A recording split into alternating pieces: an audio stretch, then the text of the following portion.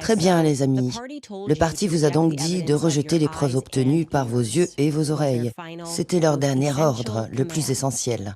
Il s'agit évidemment d'une citation. Une citation très populaire du roman dystopique de George Orwell, 1984. Il s'agissait d'un avertissement fictif de la société à venir, une prédiction selon laquelle une élite mondiale contrôlerait une société avec une économie centralisée, où il y aurait une police de la pensée qui criminaliserait la parole, un ministère de la vérité qui effacerait l'histoire et gouvernerait la société avec une omniprésence. Eh bien, aujourd'hui, cette société fictive est devenue une réalité. Nous avons le ministère de la vérité sous la forme de journalistes grand public. Les vérificateurs de faits mentent pour protéger l'élite mondiale et dénigrent tous ceux qui s'opposent à la version officielle du passé et du présent. J'ai commencé à réaliser que 1984 était une réalité lorsque je suis tombée par hasard sur le cas curieux de Brigitte Macron. Oui, la première dame de France, telle que présentée dans un ensemble de documents, une série écrite par un journaliste nommé Xavier Poussard. Il a insisté sur le fait que Brigitte Macron est en fait née homme sous le nom de Jean-Michel Trogneux. Et je me suis dit que c'était vraiment bizarre et fou, que ça allait être très facile à démentir. Et quelle ne fut pas ma surprise en réalisant qu'il avait fait des années de recherche et a présenté un dossier solide affirmant que Brigitte Macron est en fait née homme. Ce qui s'est passé, c'est que bien sûr, ils n'ont pas accepté cela. La presse grand public a traité tout le monde de fou, de théoricien du complot, de déséquilibré. Nous avons entendu tous leurs qualificatifs, leur psychologie pédophile, comme j'aime à l'appeler. C'est Sigmund Freud qui est à l'origine de ce type de détournement cognitif.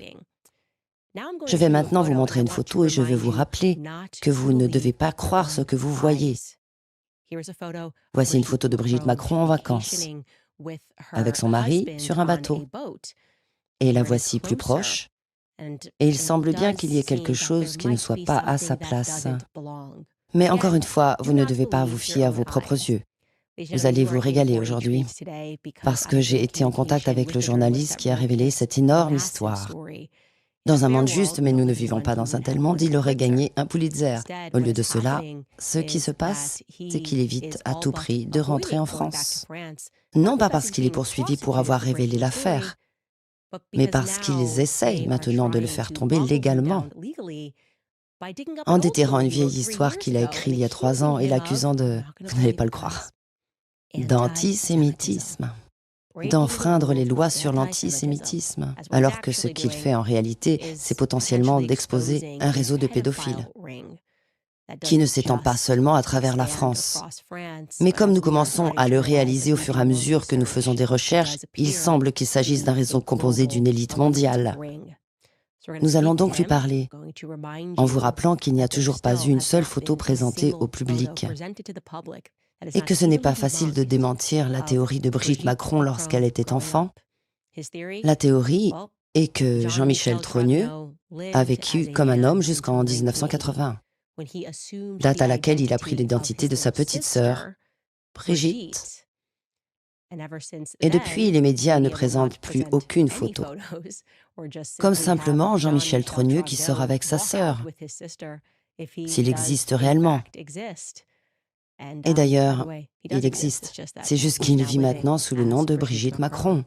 Mesdames et messieurs, nous vous proposons une incroyable interview exclusive de Xavier Poussard.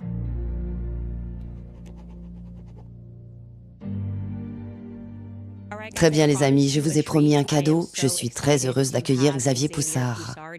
Et comme je l'ai dit, il y a eu tellement de mensonges. Et les grands médias ont essayé de détourner l'attention des gens de cette étrange affaire de Brigitte Macron, laissant croire que la jeune femme est poursuivie parce qu'elle a menti sur le fait que Brigitte serait un homme, alors qu'en fait, cette jeune femme n'a pas publié la série d'articles initiaux. Ils ont été publiés dans Faits et Documents. Et l'auteur avec lequel nous parlons aujourd'hui s'appelle Xavier Poussard. Xavier, merci beaucoup de vous joindre à moi. Je vais tout de suite vous poser une question.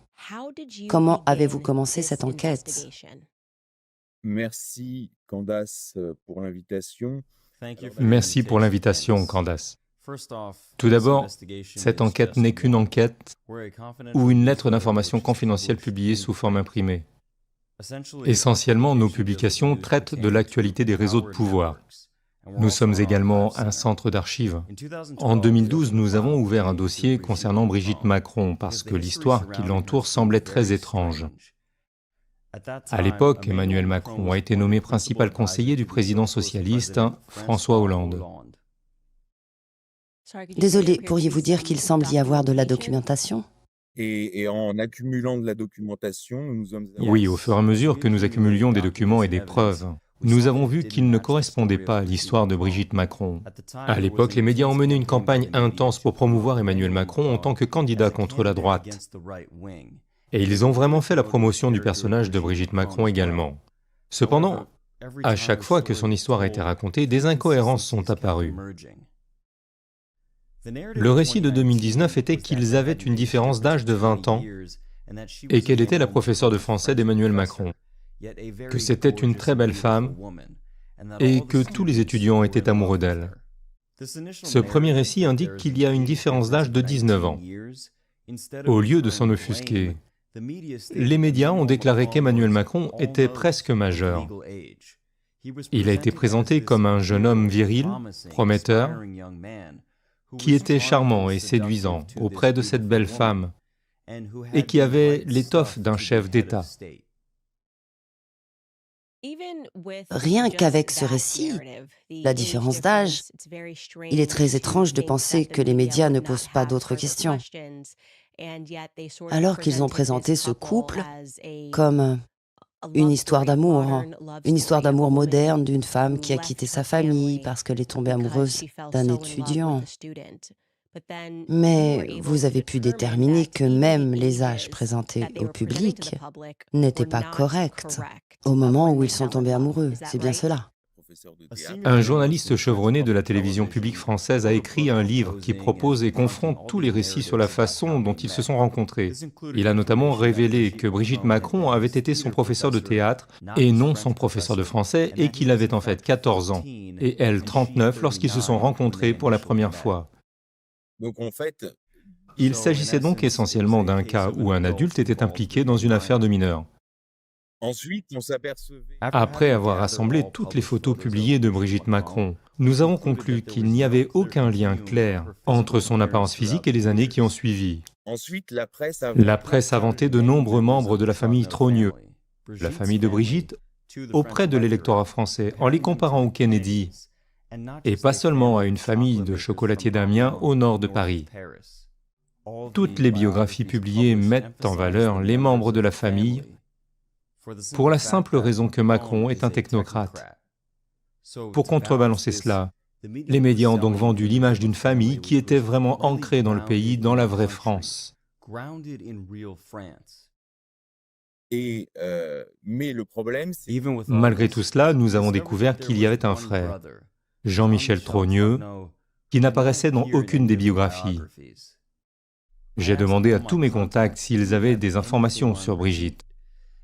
Et en particulier, l'un de mes contacts qui est fonctionnaire m'a regardé en souriant et m'a dit « C'est un homme. Si c'est vrai, qui est cet homme?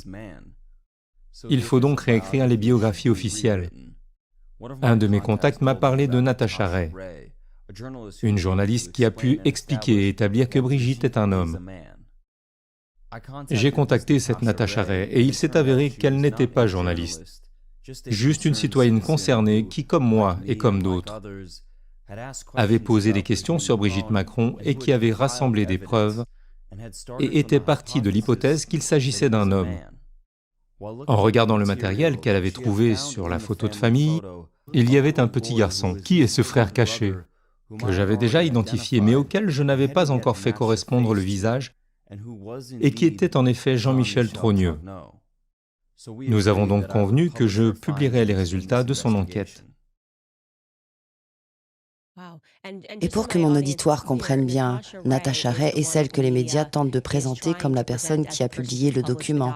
Et c'est elle qui est actuellement poursuivie en justice. Nous allons discuter de la raison pour laquelle elle est poursuivie en justice. Mais Xavier Poussard ne fait l'objet d'aucune poursuite pour diffamation en France.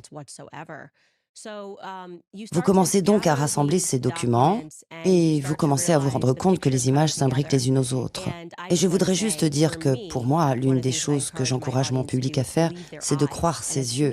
Et dès que j'ai vu qu'il n'y avait en réalité que 2 photos qui ont été présentées comme la jeune Brigitte Macron, la première photo étant celle que nous allons montrer maintenant, il m'a semblé évident que Brigitte ressemblait à la personne de gauche sur la photo de famille.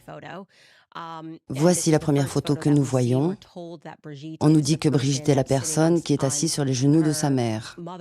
Mais il est très clair pour moi que Brigitte ressemble exactement à la personne de gauche, et c'était avant que je ne lise la thèse de Jean-Michel Trogneux. Puis ils ont présenté la deuxième photo, qui est très clairement une photo recolorisée, qui ressemble exactement à la fille de Brigitte, dont il est le père, Tiphaine. J'ai trouvé incroyable qu'ils essayent de faire croire à ces fausses photos. C'est bizarre. Donc la théorie, comme vous l'expliquiez, est qu'ils sont tombés amoureux lorsqu'ils étaient à l'école. C'était charmant. Les choses ont continué. Brigitte, originaire de la petite ville d'Amiens, sa famille travaillait dans l'industrie du chocolat. En lisant cette biographie, vous commencez à réaliser que rien de tout cela n'est réel. Qu'est-ce que vous avez fait? Qu'est-ce que votre article que vous avez présenté au public a permis de découvrir ou de ne pas découvrir sur Jean-Michel Trogneux? Qui est Jean-Michel Trogneux? Alors d'abord sur la photo de Tiphaine, sur la photo présentée comme la communiante. D'abord, nous avons recoupé la photo de Tiphaine qui est présentée comme celle de sa communion. Cette photo est bien celle de Brigitte Trogneux. Et c'est là que cela devient intéressant. C'est un fait que Jean-Michel Trogneux est une personne physique, qui se fait appeler Brigitte et qui a assumé l'identité de sa jeune sœur, Brigitte Trogneux. Je résumerai mes conclusions comme suit. La fille en blanc, la communiante, est Brigitte Trogneux. Le problème central est que Brigitte, cette soi-disant Brigitte, n'est pas Brigitte Trogneux. C'est son frère, Jean-Michel Trogneux. Dès que nous avons commencé à travailler avec Natacha, elle a été immédiatement placée en garde à vue et détenue dans un commissariat pour les besoins de l'enquête. À l'époque, nous ne disposions pas de suffisamment de preuves et nous avons donc relayé son hypothèse, qui était en partie fausse puisque nous n'avions pas toutes les preuves. Après la publication de ces documents, toute la procédure du procès contre Natacha Ray visait une vidéo qu'elle avait réalisée elle-même sur la chaîne d'une voyante. En fait, toutes les poursuites sont basées sur des inexactitudes, qui sont dues au fait que Natacha Ray n'est pas journaliste et ne connaît pas bien les règles des médias. Donc après la première phase en 2021, de 2022 à 2024, nous avons poursuivi notre enquête et nous avons pu récupérer 5 photos exclusives du passé de Jean-Michel Trogneux, toutes incohérentes, prouvant que Brigitte Macron est Jean-Michel Trogneux. Et nous avons pu récupérer et compiler 4 photos exclusives de Brigitte Trogneux. Bien entendu, il ne s'agit pas de la Brigitte Macron publique. Donc, pour résumer, Parmi ces dernières, la différence d'âge est en fait plus importante. Au départ, il avait 17 ans et a rencontré quelqu'un qui en avait 36, puis respectivement 14 et 39. Mais il s'agit en fait d'un garçon de 14 ans, qui a d'abord rencontré une personne âgée de 47 ans. Waouh! Cette affaire concerne clairement l'abus d'un mineur, ainsi que l'usurpation d'identité. Je n'envisage pas cette affaire d'un point de vue moral, mais plutôt d'un point de vue juridique. Dans mon journal, notre méthodologie est solide et a fait ses preuves. Nous accumulons les preuves et les recoupons. J'affirme donc au public que Brigitte Macron est un homme qui s'appelle Jean-Michel Trogneux, qui est né le 11 février 1945. Je suis désolée, redonnez-moi cette date, 11 février 1945? Février 1945. Je voudrais juste clarifier les choses. Vous dites donc que le récit qui a été vendu au public, à savoir que notre jeune homme de 17 ans est tombé amoureux de son enseignante de 34 ou 36 ans, est fictif. Et la vérité, c'est qu'Emmanuel Macron n'avait que 14 ans. et que Brigitte Macron avait, quel âge dites-vous? 47 ans? 47. Si, 47. Elle avait donc 47 ans lorsqu'ils se sont rencontrés. En l'occurrence, c'est environ 6 ans avant que Brigitte ne rencontre Emmanuel Macron à l'âge de 14 ans, qu'elle, Jean-Michel Trogneux en réalité, a commencé à vivre avec l'identité de sa sœur. 6 ans auparavant, elle utilisait une fausse identité. Waouh, c'est explosif. L'une des choses que j'ai trouvées très intéressantes, c'est que cette histoire est tellement énorme que lorsque je l'ai lue dans vos documents et vu toutes les preuves, il est indéniable que Brigitte Macron est née homme. Et pourtant, lorsque vous l'avez présentée au public, et de la même façon lorsque je l'ai présentée au public, j'aurais pensé que les médias se seraient emparés de l'affaire et auraient commencé leurs propres enquêtes. Mais au lieu de cela, les médias l'ont attaquée en la qualifiant de mensonge et de théorie du complot. Comment avez-vous été traité lorsque vous avez publié les documents? En passant, je veux juste dire qu'il est incroyable que les autorités aient détenu Natacha Ray avant même que vous ne l'ayez publié. Mais une fois que vous l'avez publié, que s'est-il passé en France? Alors la réaction a été... La réaction a été immédiate. Tout d'abord, Natacha a été détenue durant une journée sur la présomption d'un délit, et c'était probablement parce que mon téléphone portable était sur écoute. Mon webmaster a également été arrêté en France, mais pas moi. J'ai pris le soin de ne pas me trouver en France à ce moment-là. Après la publication de la première partie de l'enquête en 2021, toutes nos sociétés ont fait l'objet d'un contrôle fiscal, la procédure habituelle de harcèlement. Il y avait un contrôle fiscal sur mes entreprises. Et une fois cette affaire publiée par Natacha et la voyante, tous mes comptes bancaires personnels et professionnels ont été fermés sans explication. Ok, juste pour que ce soit clair, donc pour que je comprenne bien. Natacha Ray a ensuite été immédiatement placée en détention pendant un jour, et ils ont ensuite lancé une enquête fiscale sur qui? Tous mes comptes bancaires professionnels et privés ont été fermés. Waouh! Et il y avait une ambiance étrange dans cette affaire, une ambiance française en l'occurrence. Par exemple, un journaliste libéral de l'Obs, qui est un hebdomadaire du groupe Le Monde, c'est comme le New York Times. C'est une femme libérale de gauche qui a dit « Ok, c'est une fake news ». Tout d'abord, tous les articles qu'elle a découverts sont arrivés à la même conclusion que nous. Puis elle a été suivie par les services secrets dans une auberge, où elle avait rendez-vous avec Natacha. C'était donc très étrange. C'est comme aux États-Unis avec les grandes entreprises. À Paris, il est dit que Brigitte est intouchable. D'ailleurs, un humoriste qui passait à la télévision nationale en France a été licencié pour avoir dit que Brigitte abusait et opprimait un étudiant, parce que Brigitte et le gouvernement ont tellement de pouvoir. Et beaucoup de journalistes ont peur de couvrir cette affaire. Et en raison de la nature de l'affaire impliquant un mineur et des abus, de nombreuses personnes ne se sentent pas à l'aise pour les poursuivre. Il existe de nombreuses théories autour de Macron. On pourrait dire qu'il s'agit d'un réseau pédophile avec de nombreuses personnes en France impliquées dans ces crimes. Par exemple, le ministère français de la Justice est dirigé par Éric Dupond-Moretti, un avocat célèbre pour l'affaire du procès d'Outreau, où 12 enfants ont été victimes de crimes sexuels. Mais il a obtenu la relaxe de tous les auteurs présumés d'abus qui sont désormais libres.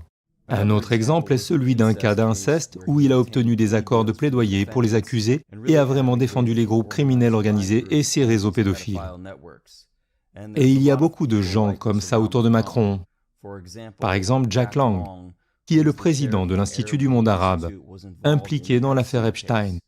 Il faut se rappeler que lorsque Epstein a été arrêté à New York, il a été invité en France pour assister au 30e anniversaire de la pyramide du Louvre, par Lang, en présence de tout l'établissement français. Vous devez également rappeler que Ghislaine Maxwell est originaire de France. Il en va de même pour Jean-Luc Brunel. Il y a donc une aura de pédophilie autour des personnes au pouvoir en France sous Macron et sous Brigitte Macron. Et tous les journalistes le savent, mais ils ne disent rien parce qu'ils ont peur de perdre leur emploi. Oui, et c'est incroyable qu'il y ait exactement la même chose qui se passe en Amérique en ce moment même. Je veux dire par là qu'ils m'ont complètement attaqué pour avoir dénoncé un réseau de pouvoir pédophile similaire à celui qui existe ici en Amérique. Et je vous ai envoyé un message pour vous expliquer qu'il est si étrange que même lorsque vous dites Hey, il est très bizarre qu'il continue à protéger les pédophiles.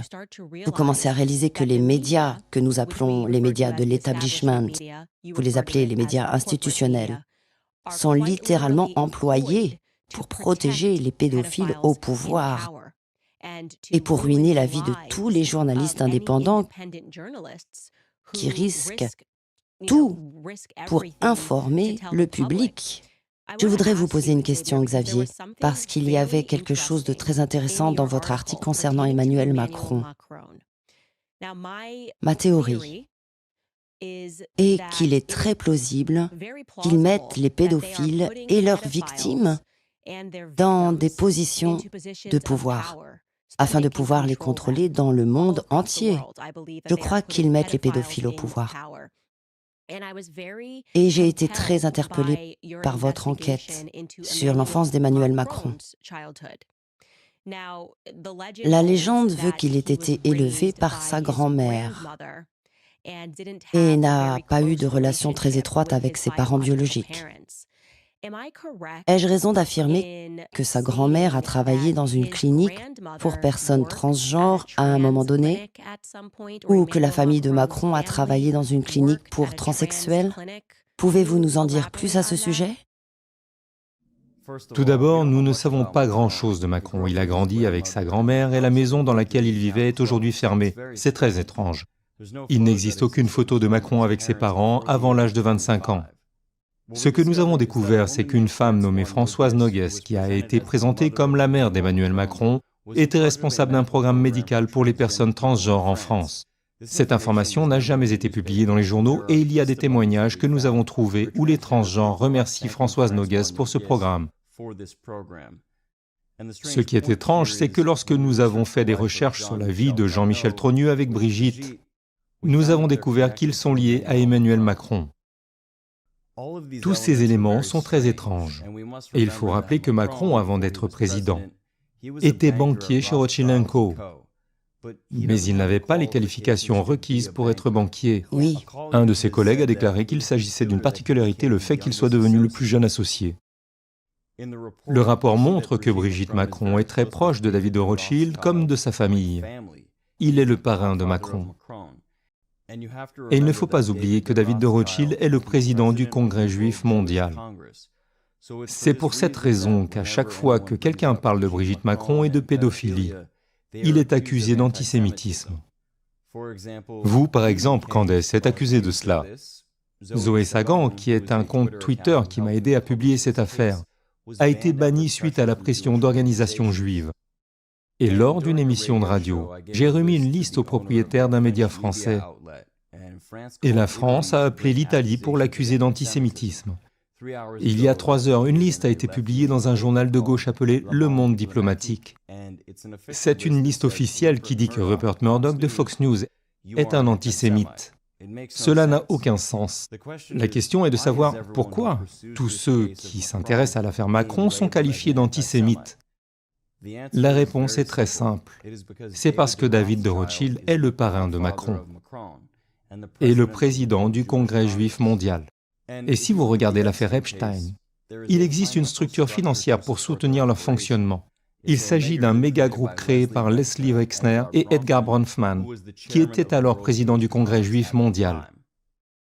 Et les documents, le passeport autrichien que le FBI a trouvé dans la maison d'Epstein, était un cadeau de Ronald Lauder, qui a aidé Epstein dans son affaire et devint plus tard président du Congrès juif mondial.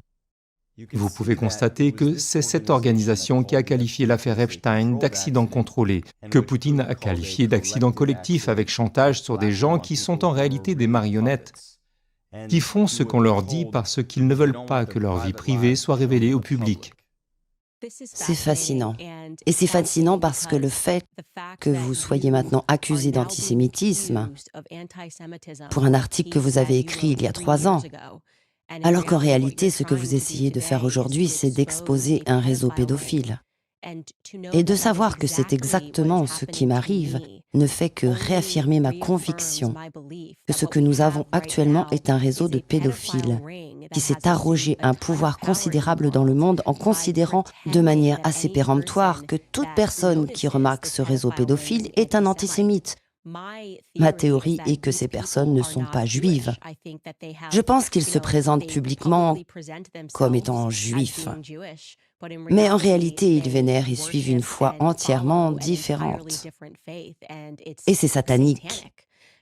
C'est la raison pour laquelle j'ai encouragé mes auditeurs à découvrir qui était Jacob Frank, à comprendre ce qu'est le frankisme, parce que cela n'a jamais disparu et c'est arrivé en Amérique. Et quand ces pédophiles se font prendre, ils disent « Oh, je suis juif, c'est de la diffamation par le sang, il s'agit d'une diffamation par le sang. » Il est très important que le peuple juif se réveille et comprenne qu'il ne s'agit pas d'une diffamation du sang. Ce n'est pas de l'antisémitisme, ce sont des personnes démoniaques et monstrueuses qui utilisent le judaïsme pour cacher leurs actions. Et il est tout simplement impossible que chaque personne qui révèle la pédophilie soit ensuite accusée d'antisémitisme par le très puissant organe de presse. J'aimerais donc vous poser une question sur Tiphaine, la fille de Brigitte Macron. Parce que Tiphaine semble être la seule personne dans la famille de Brigitte à mentir pour elle. Tiphaine est très médiatique. Quelle est la relation réelle entre Tiphaine et Brigitte? Brigitte est-elle le père de Tiphaine? Pourquoi Tiphaine cherche-t-elle à convaincre le public que Brigitte est une femme, alors qu'il est évident que Brigitte est née homme? Tout d'abord, pour terminer sur ce point, vous êtes catholique, Candace, et vous devez vous rappeler ce qui est écrit dans le livre des Révélations. Ils se prétendent juifs, mais ils ne le sont pas vraiment. Leur synagogue est satanique. Ce texte est donc important. Tiphaine Hozière est la nièce de Brigitte. Elle est la fille de Brigitte Trogneux. Et légalement, elle est la nièce de Jean-Michel Trogneux. Ils n'ont pas changé l'histoire, c'est juste une manipulation. Lorsque j'ai étudié l'affaire Epstein, j'ai constaté qu'ils utilisaient beaucoup de fausses pistes, comme lorsque vous regardez quelque chose de David Copperfield. Cela semble être très complexe, mais à la fin, c'est très simple. Il s'agissait simplement d'un changement d'identité au milieu des années 80. Un frère prend l'identité de sa sœur. C'est tout. Nous avons alors observé quelque chose d'étrange chez Tiphaine Hozière. Elle était avocate dans le nord de la France. Et lorsque nous avons poursuivi cette affaire, elle a soudainement écrit un livre et est devenue écrivain, ce qui lui a permis d'améliorer son statut social. Et sa sœur, qui était une cardiologue renommée à Paris, est soudain devenue une artiste contemporaine dans le style Jeff Koons. Elle a associé son art à Jack Lang, qui était ami avec Macron et avec Epstein. Il s'agit du même Jack Lang que nous avons mentionné plus tôt, qui était connecté à ces célèbres affaires de pédophilie en France. Son statut social s'est amélioré également. Oui, c'est très étrange. Vous pensez donc que la sœur, la vraie Brigitte que l'on voit encore sur cette photo de famille assise sur les genoux et qui ne ressemble en rien à Jean-Michel Trogneux ni à Brigitte Macron, croyez-vous que Brigitte Hozière soit encore en vie? C'est la raison pour laquelle je pense que cette affaire est difficile, parce qu'elle concerne le secret d'une famille. La famille Trogneux est très importante dans la ville d'Amiens. Et puis, il y a la famille Hozière, qui est très importante dans la communauté du renseignement français. J'ai appelé beaucoup de personnes dans les familles à ce sujet et personne ne veut la commenter. Aucun journaliste ne veut écrire un livre pour découvrir ce secret ou enquêter sur ces familles. C'est très étrange. Il semble qu'il y ait également un élément à prendre en compte. Et bien sûr, dans mes recherches sur les croyances du culte satanique franquiste, il y avait l'inceste et un mot connu sous le nom d'apostasie. L'apostasie signifiant que vous vous convertissez faussement à d'autres religions. Ainsi, vous prétendez être musulman, vous prétendez être chrétien, vous prétendez être juif. Mais en réalité, vous adorez Satan et vous croyez à l'inceste. Jacob Frank a donc eu des relations sexuelles avec sa fille. Je ne sais pas si vous le saviez. Les franquistes sont d'abord apparus en France. Et Janius Frey était en fait le neveu de Jacob Frank. Je ne sais pas si vous le saviez, cette religion, Marie-Antoinette y compris, il s'agissait de franquistes qui croyaient à l'inceste et à la pédophilie. Et quand je vois la photo de Jean-Jacques que vous avez évoquée tout à l'heure, quand je regarde cette photo de lui, qui selon vous a été conçue par Jean-Michel Trogneux, il ressemble à Emmanuel Macron. Jean-Jacques a un visage similaire à celui d'Emmanuel Macron. Et ils ont l'air d'être de la même famille. Pensez-vous qu'une partie des secrets de famille pourrait être l'inceste? Évidemment, il s'agit juste d'une théorie. Pour continuer sur ce point, dans le contexte d'inceste qui entoure cette affaire, Brigitte était très proche d'un homme nommé Olivier Duhamel. Il est le président de Le Siècle, un club social secret en France. C'est important pour la structure techno. La liste des membres est bien sûr secrète. Et le président de Le Siècle a été impliqué dans un scandale d'inceste et était très proche de Brigitte Macron, dont il était un fervent partisan. Rappelons ce que nous avons dit à propos des Rothschild. Au musée du judaïsme à Paris, la cousine de David Rothschild, qui s'appelle Nathalie Reims, a déclaré « Dans notre famille, nous disons que le vice c'est bien, mais l'inceste c'est mieux, parce qu'il reste dans la famille. » Et puis comme on faisait très souvent dans ces familles-là, vice is nice, but incest is best, because it stays in the family. Et c'est très étrange. Il s'agit d'une enquête sur la moralité des Français. Mais souvenez-vous du film Retour vers le futur. Que se passe-t-il? Il retourne dans le passé et manque de séduire sa mère. Il s'agit d'un vice vulgarisé et humoristique. Mais c'est juste un autre signe de la décadence occidentale. C'est très effrayant.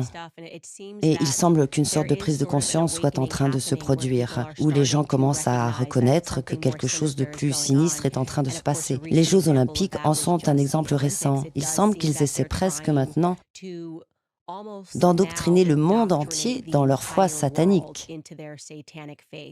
Et comme je l'ai dit, je suis convaincue qu'il s'agit d'une synagogue de Satan. Comme vous l'avez dit, la Bible mentionne des gens qui prétendent être juifs, mais qui sont en fait des adorateurs de Satan. Il semble qu'il s'agisse d'un tout petit groupe d'élite incroyablement puissant. Et je peux remonter jusqu'à l'Australie, la Suisse, la France, l'Amérique, le Canada. Et cela explique pourquoi tous ces dirigeants mondiaux que nous avons, même le président Zelensky, semblent tous être homosexuels. De toute évidence, leurs relations ne sont pas réelles. Emmanuel Macron était, lorsqu'il a été élu, avec un jeune homme qui a fait son coming out et a déclaré avoir couché avec Emmanuel Macron. Et il a dit qu'il était un psychopathe, qu'Emmanuel Macron était un psychopathe. Au cours de mes recherches, j'ai appris que les psychologues se sont intéressés à la manière de créer un psychopathe.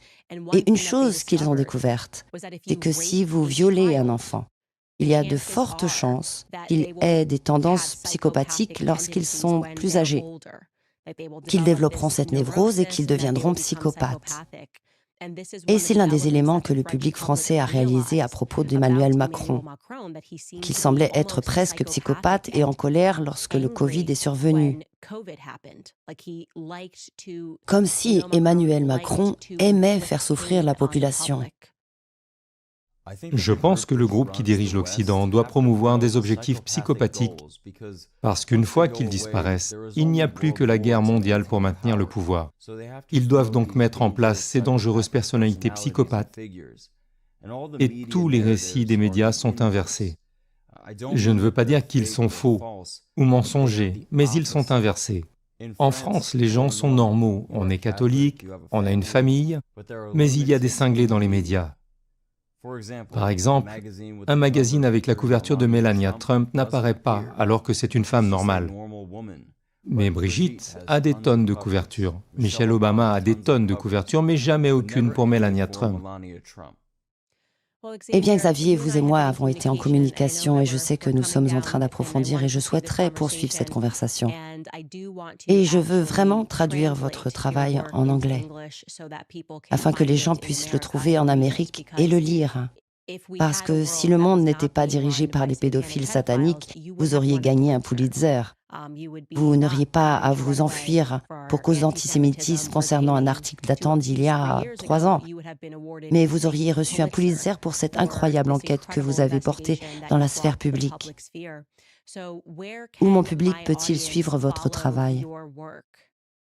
Ici, à Faits et Documents, nous traduisons notre travail en un livre en anglais pour le public américain, parce qu'il y a tellement d'informations que seuls les francophones possèdent, ainsi que la mise à jour du dossier sur notre site web. Restez à l'écoute le 12 septembre car nous avons un procès concernant cette enquête et le retournement de l'affaire dans les médias. Incroyable. Xavier, merci beaucoup de vous être joint à nous aujourd'hui. Je ne manquerai pas d'attirer l'attention de tous ceux qui écoutent cette émission. C'est une histoire incroyable et la dissimulation est encore plus incroyable. Nous avons la chance d'avoir des médias indépendants qui sont vraiment prêts à risquer leur vie et leur liberté pour faire connaître la vérité au public. Ne vous contentez donc pas de vous intéresser à cette affaire, partagez-la avec d'autres personnes. Il faut que tous les habitants de la planète se rendent compte que nous sommes en présence de quelque chose de véritablement abominable. Cela dépasse l'entendement et pourtant, c'est réel. Xavier, merci beaucoup de nous avoir rejoints.